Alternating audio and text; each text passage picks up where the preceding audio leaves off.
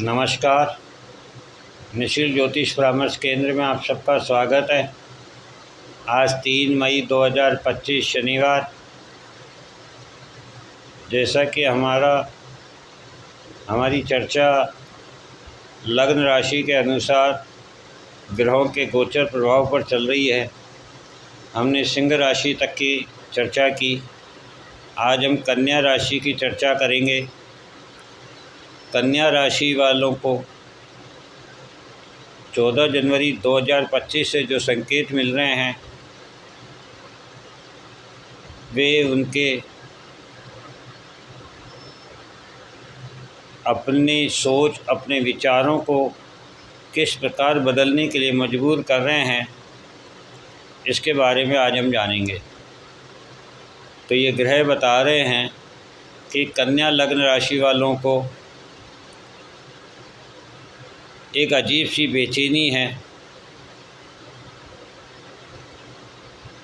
वे समझ नहीं पा रहे हैं कि मुझे किस ओर जाना है। उनके साथ ऐसी ऐसी घटनाएं हो रही हैं कि वे कभी स्वयं को भौतिकता की ओर ले जाना चाहते हैं और कभी आध्यात्म की ओर ले जाना चाहते हैं। कभी वे सब कुछ छोड़ देना चाहते हैं, कभी वे सब कुछ पाना चाहते हैं, कभी उन्हें वे सब बातें याद आती है जो समय समय पर उनके साथ घटित हुई हैं, और कभी वे उन सब बातों को भुला देना चाहते हैं। इस प्रकार का प्रभाव कन्या लग्न राशि वालों को प्राप्त हो रहा है। इस प्रभाव के कारण उन्हें अपनी कार्य क्षमता, कार्य दक्षता दिखाने में भी बड़ी कठिनाइयों का सामना करना पड़ रहा है, क्योंकि कार्यस्थल पर उनकी कार्य क्षमता का जो प्रदर्शन है वह औरों से श्रेष्ठ होने के बावजूद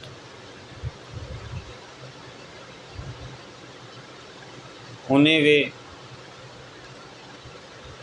प्रतिफल नहीं प्राप्त हो पा रहे हैं, वह रेस्पॉन्स नहीं मिल रहा है, जिससे भी उन्हें आत्मग्लानि है। धन के हिसाब से देखें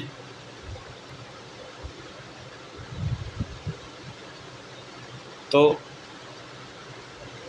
जिस तेज़ी से पैसा आ रहा है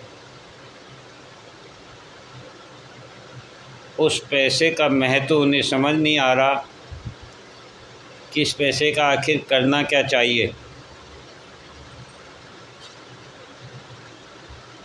और इसी उधेड़-बुन में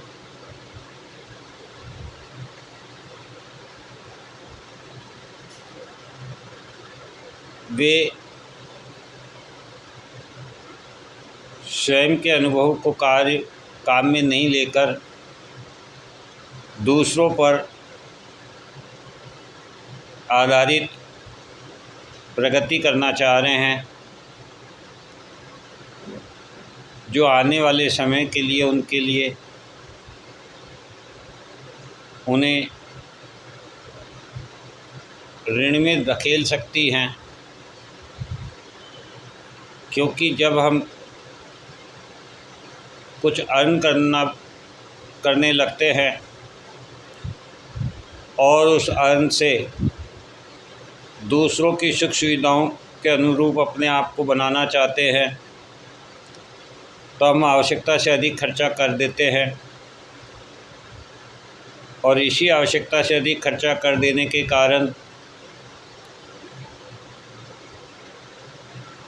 लोन ऋण के रूप में उधार हो जाता है और फिर वह चुकता होने में परेशानी होती है। जिसके कारण शत्रुता बढ़ती है, टेंशन बढ़ती है और इसी टेंशन के कारण कार्य में मन नहीं लगता और कार्य में बाधा उत्पन्न होती है, जिससे शरीर में सुस्ती आती है, बेचैनी बढ़ती है और बीमारियों का जन्म होता है।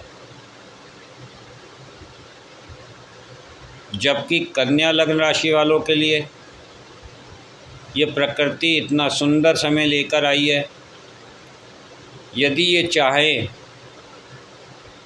तो इस समय स्वयं को जान सकते हैं, स्वयं को पहचान सकते हैं, स्वयं के जीवन के वास्तविक उद्देश्य को जानकर आध्यात्म के मार्ग पर चलकर ये आने वाले समय को पहचान सकते हैं, शत्रु और मित्रों में अंतर महसूस कर सकते हैं, आवश्यकता और भोगविलासिता में अंतर महसूस कर सकते हैं, जीवन की सच्चाई और वास्तविकता को जानकर स्वयं के लिए एक नया मार्ग प्रशस्त कर सकते हैं और वह मार्ग इनके जीवन को सर्वश्रेष्ठ उच्चता प्रदान करने वाला होगा, जो इनकी सभी इच्छाओं को पूर्ण कर इन्हें संतुष्टि प्रदान करेगा, जिससे इनका समाज में नाम होगा, सम्मान होगा और इनकी सभी इच्छाएं पूर्ण होगी। तो ये जो आपको अपने विचारों में परिवर्तन आ रहा है और जो दोराहा आपको दिख रहा है, इस दोराहे में से जो आपको राह चुननी है वह अध्यात्म की है, स्वयं को जानने की है, स्वयं की शक्तियों को पहचानने की है, स्वयं के अनुरूप अपने जीवन को आगे प्रगति की ओर ले जाने की है, बिना किसी इस चिंता के कि आपके कर्म का फल आपको प्राप्त हो रहा है या नहीं, आपके कर्म से कोई आपसे द्वेष कर रहा है या आपको नीचा दिखाने की कोशिश कर रहा है या कार्य क्षेत्र में आपकी टांग खींचने की कोशिश कर रहा है, तो ये समय उन पर ध्यान देने का नहीं है, उनसे उलझने का नहीं है, शत्रुता करने का नहीं है। ये समय है स्वयं को अपनी गति की ओर ले जाना, आगे की ओर ले जाना।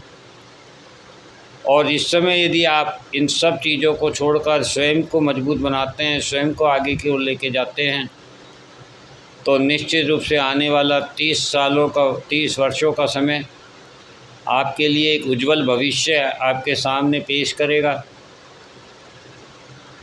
आप समाज को बहुत कुछ देने की क्षमता रखते हैं, एक बदलाव लाने की क्षमता रखते हैं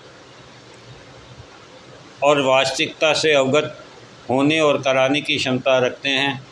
तो स्वयं को पहचानिए और अपने सही मार्ग को चुनकर विकास की ओर बढ़िए। यही हमारी कामना है। जय हिंद, जय भारत।